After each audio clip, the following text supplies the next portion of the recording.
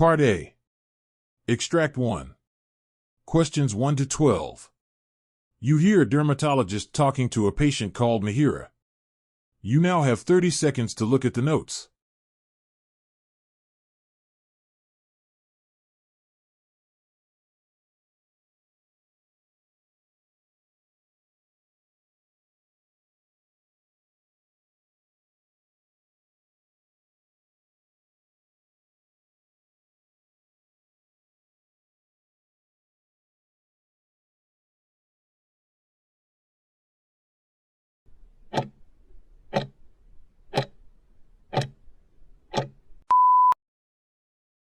Good morning, Mihiraa.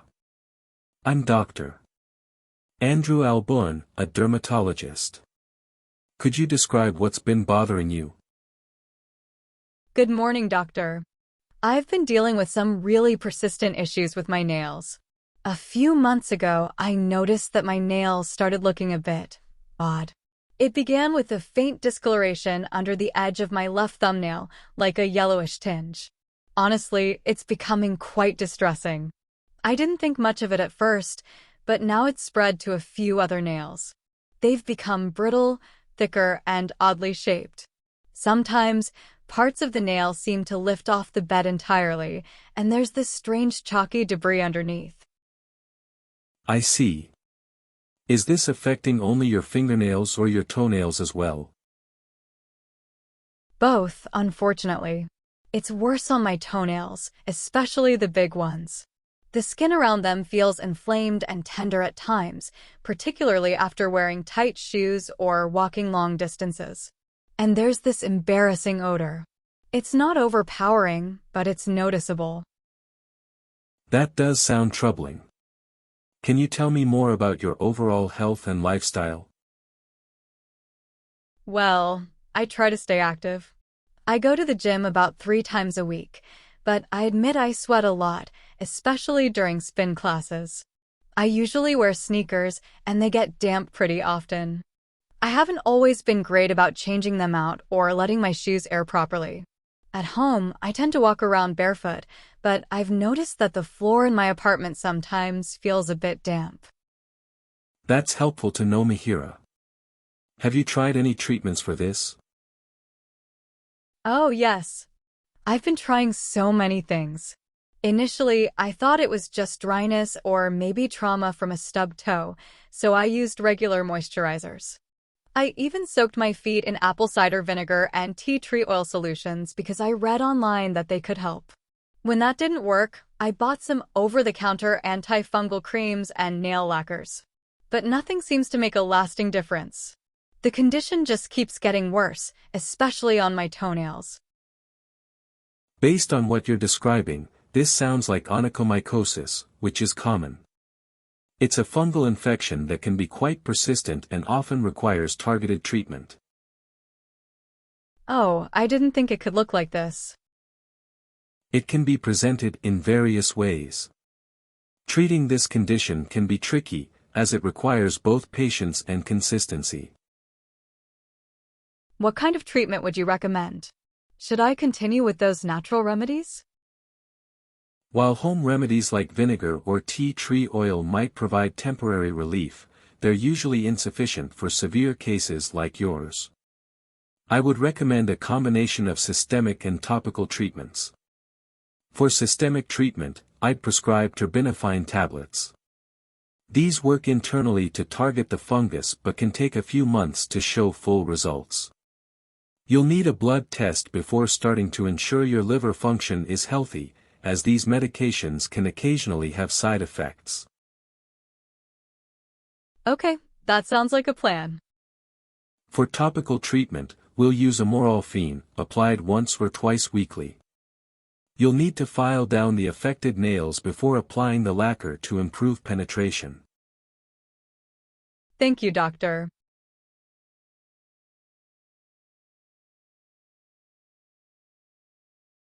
Extract 2. Questions 13 to 24. You hear a neurologist talking to a patient called Mihiraa. You now have 30 seconds to look at the notes.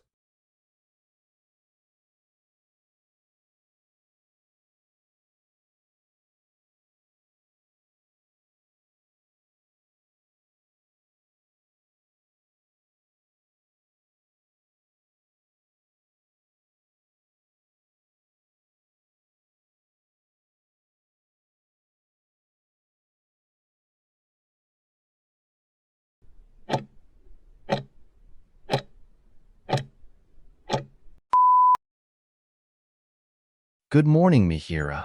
I'm Dr. Larson Hedfield, a neurologist. Please take a seat. Can you tell me what's been going on? Doctor, over the past few months, I've been experiencing occasional weakness in my hands, but now it feels more persistent. I also noticed that I'm dropping tools at work, which is worrying because I'm a carpenter and use my hands all the time. I see. Can you describe the condition in more detail? It's mainly my grip strength. I find it hard to hold small objects, like nails or screws, and my fingers feel stiff sometimes. It's also affecting my arms. There's this odd feeling, almost like my muscles are wasting away. That must be distressing, especially given your occupation. Mihiraa, have you noticed any other symptoms? Yes, actually. My muscles sometimes twitch, almost like they're jumping on their own, and I've been feeling clumsier than usual. I even stumbled a few times last week when I wasn't paying attention. Thank you for explaining that. Have you experienced any difficulty with speech, swallowing, or breathing? Not really with breathing, but sometimes my voice feels a bit hoarse and I choke on water occasionally. I thought it was just because I wasn't being careful. I appreciate your honesty, Mihiraa. These details are crucial in understanding what's happening. Do you have any family history of neurological conditions? Not that I know of. My parents were healthy, and I don't think anyone in my family had problems like this. Understood. Let's move on to an examination to assess your symptoms further. Based on your symptoms and what I've observed during the examination, I believe you may have a condition called amyotrophic lateral sclerosis. This is a progressive neurological disorder that affects the motor neurons in your brain and spinal cord. Is it serious? Yes, it is a serious condition, as it leads to the gradual weakening of muscles. However, the progression varies from person to person, and we can take steps to manage the symptoms and improve your quality of life. What kind of treatments are available? Treatment focuses on slowing disease progression and managing symptoms. We often prescribe medications like riluzole to reduce the damage to motor neurons and edaravone, which may slow functional decline. Physical therapy is also essential to maintain mobility and prevent stiffness. Will I be able to continue working? You may need to make adjustments as the condition progresses. Using adaptive tools or considering lighter duties might help in the short term. Okay, understand. We'll work with occupational therapists to keep you as functional as possible for as long as possible. I appreciate your honesty, doctor. That is the end of Part A. Now look at Part B.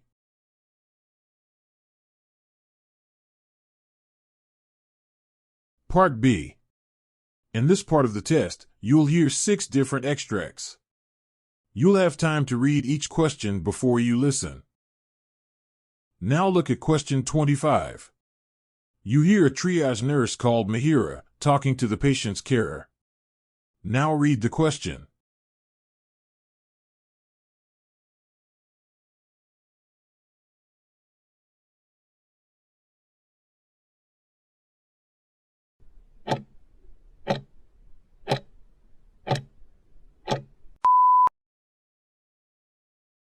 Mr. Tim, I'm concerned about Mr. Franklin's condition. He's been experiencing shortness of breath and chest pain. That's concerning, Mihiraa. Have you assessed his vital signs? Yes, his blood pressure is elevated and his heart rate is rapid. We've administered oxygen and pain medication to alleviate his symptoms. We should consider transferring him to the emergency department for further evaluation. A cardiac event is a possibility, given his symptoms and medical history. I agree. We'll prepare him for transfer and notify the emergency department about his condition. We should also contact his cardiologist to inform them of the situation. Good, Mihiraa. Remember to document all interventions and vital signs. We'll need this information for the emergency department and for his ongoing care. Now look at question 26. You hear a GP called Mihiraa talking to a pharmacist. Now read the question.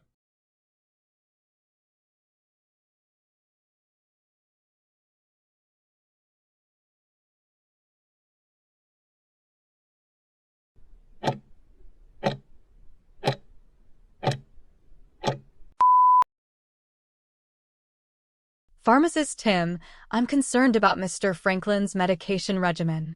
He's experiencing some side effects from his current medications, including nausea and dizziness. Let's review his medication list and identify any potential interactions or adverse effects, Dr. Mihiraa. I've checked for interactions, but I can't find anything significant. Perhaps it's an idiosyncratic reaction to one of the medications. We could try adjusting the dosage or switching to an alternative medication. However, we need to consider the potential impact on his overall health. That's a good point. We should discuss the risks and benefits of each option with Mr. Franklin. We might also need to consult with a specialist for further advice. I agree, Dr. Mihiraa. It's important to involve Mr. Franklin in the decision-making process and ensure he understands the potential risks and benefits of each option. Thank you for your input, Pharmacist Tim. We'll work together to find the best solution for Mr. Franklin. Now look at question 27. You hear a physiotherapist called Mihiraa talking to an assistant. Now read the question.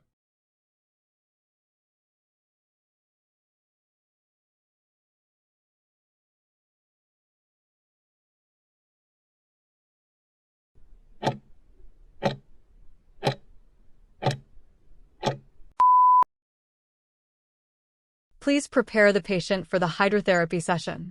Ensure the pool temperature is maintained at the optimal level and the necessary equipment is ready.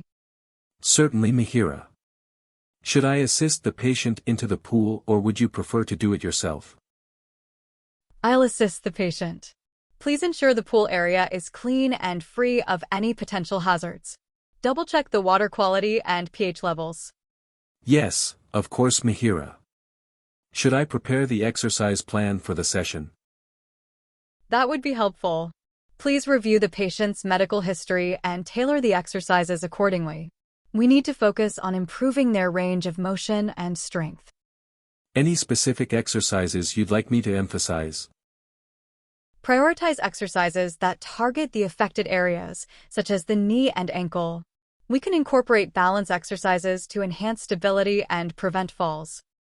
I'll prepare the necessary equipment and assist you during the session, Mihiraa. Now look at question 28. You hear an occupational therapist called Mihiraa talking to a nurse. Now read the question.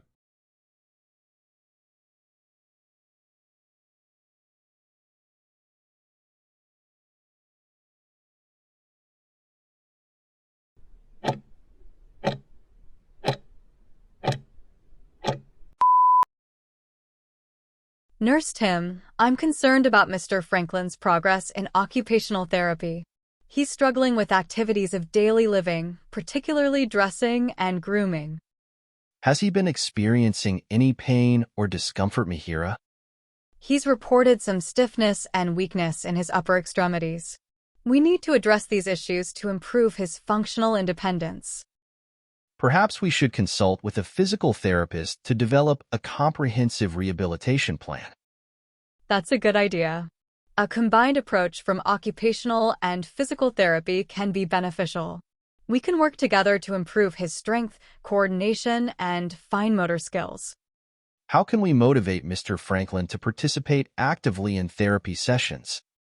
We can set realistic goals and celebrate his achievements, no matter how small.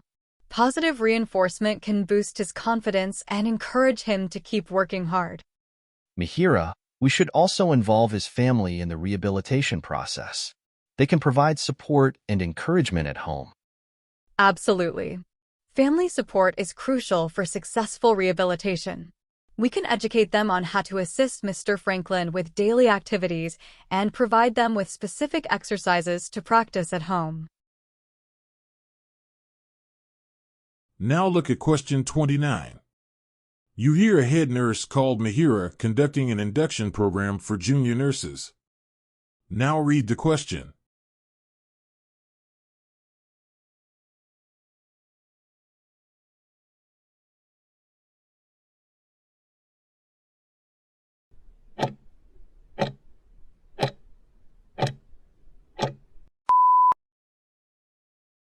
Welcome to our team, new nurses.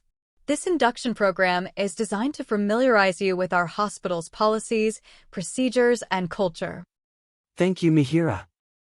We're excited to be part of this team. To ensure patient safety, it's crucial to follow our infection control guidelines meticulously. This includes proper hand hygiene, wearing appropriate personal protective equipment, and adhering to isolation precautions. How do we prioritize tasks and manage our time effectively? Effective time management is essential in our fast-paced environment. Prioritize tasks based on urgency and importance. Use tools like time management techniques to organize your workload. What are the communication protocols we should follow, Mihiraa? Clear and concise communication is vital in healthcare. Use SBR, situation, background, assessment, recommendation, when reporting patient conditions to ensure effective communication. How can we maintain a positive attitude and manage stress? Self-care is crucial. Practice stress management techniques like mindfulness and meditation. Seek support from colleagues and supervisors when needed. Now look at question 30. You hear a doctor called Mihiraa talking to a nurse. Now read the question.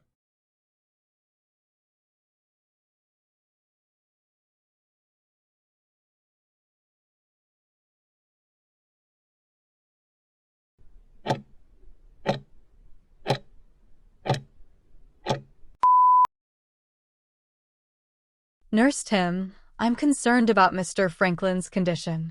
His blood pressure is elevated, and he's complaining of chest pain.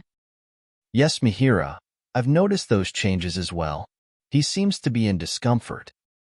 We need to act quickly to prevent any complications. Let's administer oxygen and monitor his vital signs closely.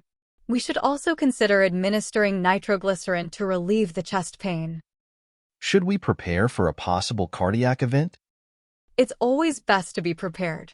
Let's have the cardiac arrest team on standby and ensure that all necessary equipment is readily available. What about pain management? We can administer additional pain medication as needed, but we should prioritize managing his underlying condition. I'll inform the team about the changes in Mr. Franklin's condition and ensure that they're prepared to respond to any emergencies, Mihiraa. That is the end of Part B. Now look at Part C.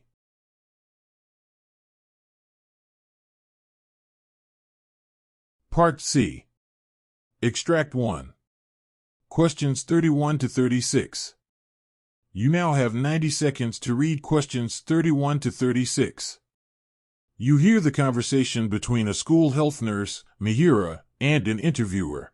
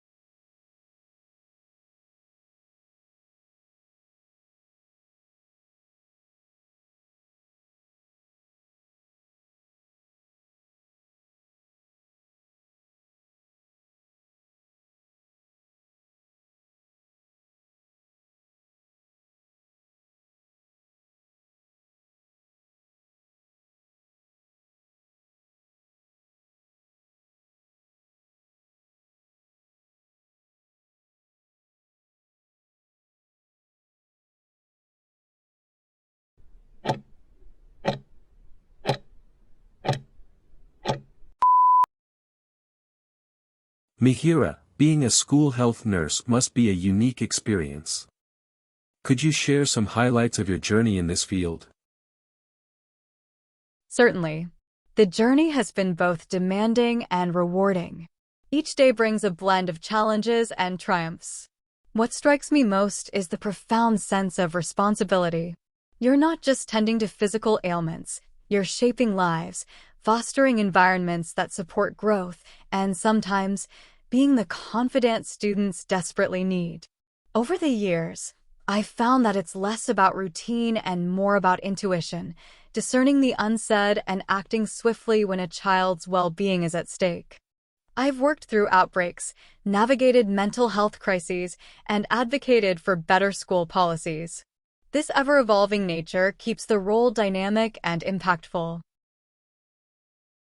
That sounds intense yet fulfilling. How does it feel to carry such a significant responsibility, Mihiraa, knowing you directly impact young lives? It's a complex mix of emotions. There's immense pride in knowing you're a pillar of support for these children, but also a constant undercurrent of concern. Are you doing enough? Often, you're the first to spot subtle signs of distress that might go unnoticed, which feels empowering but also adds pressure. Balancing clinical detachment with emotional involvement is a tightrope walk. For instance, there are moments when you see students overcome illnesses or behavioral challenges, and you feel an overwhelming sense of accomplishment. But there are also instances of helplessness when systemic constraints hinder optimal care. The role tests your empathy and resilience in equal measure. It's clear this role demands a lot of emotional and professional investment. Mihiraa, what led you to choose this path in the first place? That's a story rooted in my own childhood. I grew up in a rural area where healthcare in schools was a rarity. I remember classmates suffering from undiagnosed conditions or untreated injuries simply because there was no one to address their needs. That stayed with me. Later, while pursuing nursing, I realized how pivotal early intervention is in shaping health outcomes. The idea of bridging that gap between healthcare and education resonated deeply. School health nursing is unique in its preventive focus. It's about creating healthier futures rather than just treating present ailments. It's a chance to mold the health trajectories of entire generations. That's inspiring. Speaking of health trajectories, Mihiraa, what are the common issues you encounter among students? The spectrum is surprisingly vast. Physically, you deal with everything from allergies and asthma to injuries sustained during sports or other activities. But the real challenge lies in mental health issues, anxiety, stress, even depression. Today's students face pressures that were unthinkable a decade ago, thanks to academic expectations, social media, and the post-pandemic landscape. Another overlooked concern is nutrition. I've seen too many cases of students either skipping meals or indulging in unhealthy diets, leading to chronic issues later. Beyond these, there's a growing need for education on reproductive health, which remains a taboo in many communities. These aren't isolated issues, but interconnected threads affecting a child's holistic well-being. That's a multifaceted responsibility, Mihiraa. How do schools like yours equip you to handle these diverse challenges? Facilities are a critical aspect of school health services. At our institution, there's a well-equipped infirmary, access to psychological counselors, and regular training for staff to handle emergencies. Additionally, technology has become an ally. Electronic health records help track a student's history, enabling timely interventions. We conduct routine health checks, vaccination drives, and workshops on topics like mental health and hygiene. However, collaboration is key. Teachers, parents, and external healthcare providers form a network that ensures students receive comprehensive care. The school also runs peer support programs where older students are trained to assist younger ones in recognizing health-related issues. This multi-layered approach has proven effective. Impressive as it is, what areas do you think need improvement to make your job even more effective, Mihiraa? There's plenty of room for growth. For one, the ratio of health staff to students is woefully inadequate in most schools, including ours. Then there's the stigma surrounding mental health. Despite awareness campaigns, students are often hesitant to seek help. Funding is another bottleneck. Many initiatives fail to take off due to budget constraints. Another crucial gap is parental involvement. While some parents are proactive, others see health education as a school's sole responsibility, which limits progress. I believe systemic reforms, like integrating health education into the curriculum and mandating better health policies, are long overdue. Technology could also play a larger role. Imagine AI-powered early warning systems for health risks. The potential is immense. We just need the will and resources to harness it.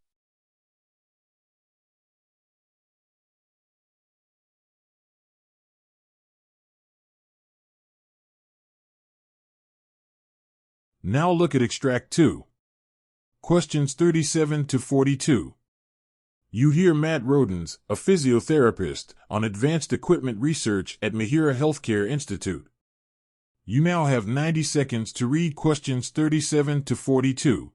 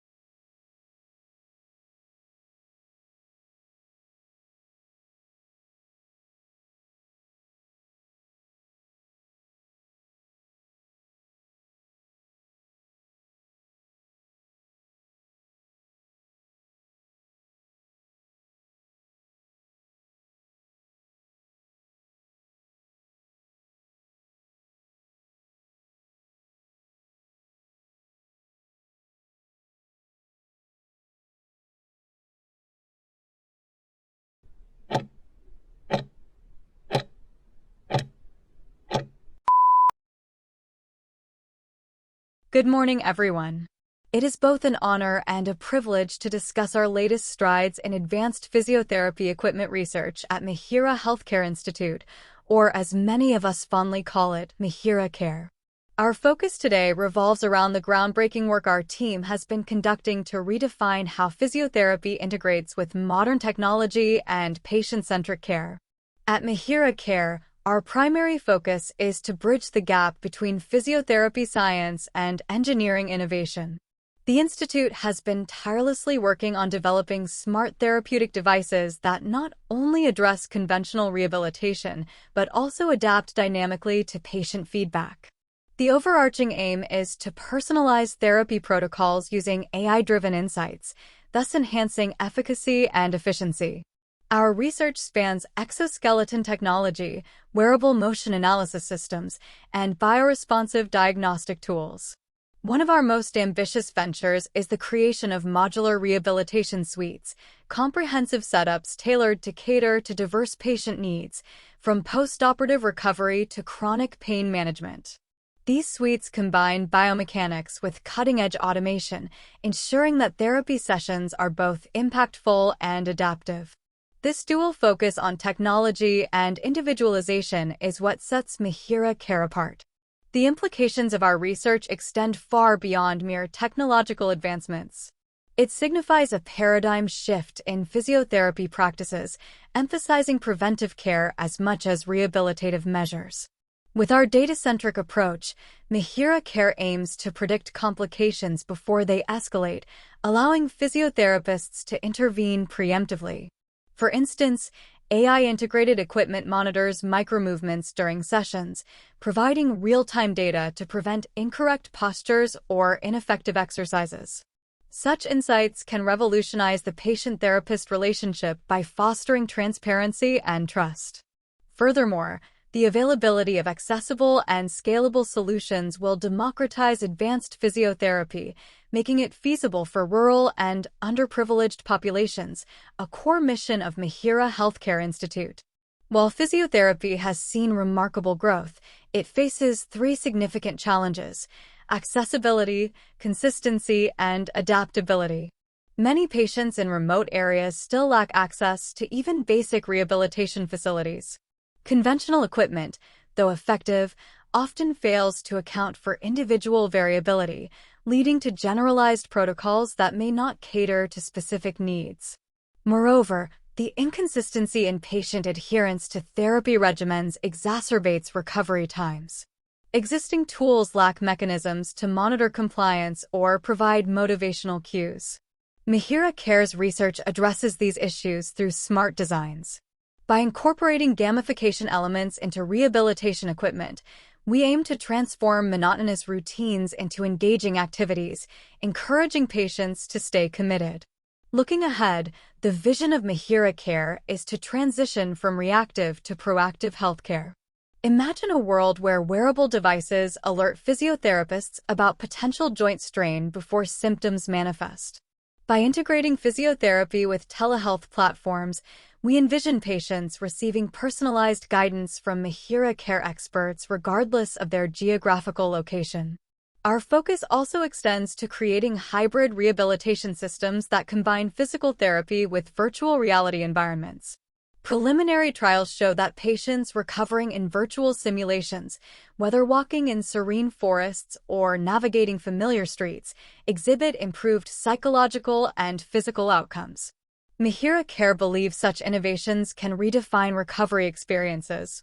However, translating vision into reality is no small feat at Mihiraa Care.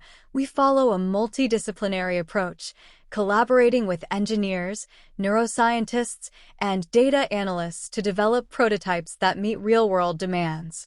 Funding and partnerships with industry leaders are equally critical, ensuring we have the resources to scale our innovations. Equally important is training the next generation of physiotherapists to adapt to these tools seamlessly. Without skilled practitioners, even the most sophisticated equipment can become redundant. At Mihiraa Care, we have initiated specialized training programs to equip therapists with the necessary skills to harness these technologies effectively. The ongoing focus of Mihiraa Care remains threefold: refinement, education, and outreach. Refining our prototypes involves rigorous testing and iterations based on clinical feedback. Educational initiatives will ensure physiotherapists worldwide are adept at integrating advanced equipment into their practices. Finally, outreach programs aim to extend these solutions to underserved communities, embodying the ethos of Mihiraa Care as a catalyst for accessible and equitable healthcare. In conclusion, Mihiraa Care's advanced equipment research isn't just about technological breakthroughs, it's about reshaping lives and empowering patients and therapists alike. Thank you for being a part of this journey toward a healthier, more resilient future. That is the end of your OET listening test. Now check the answers.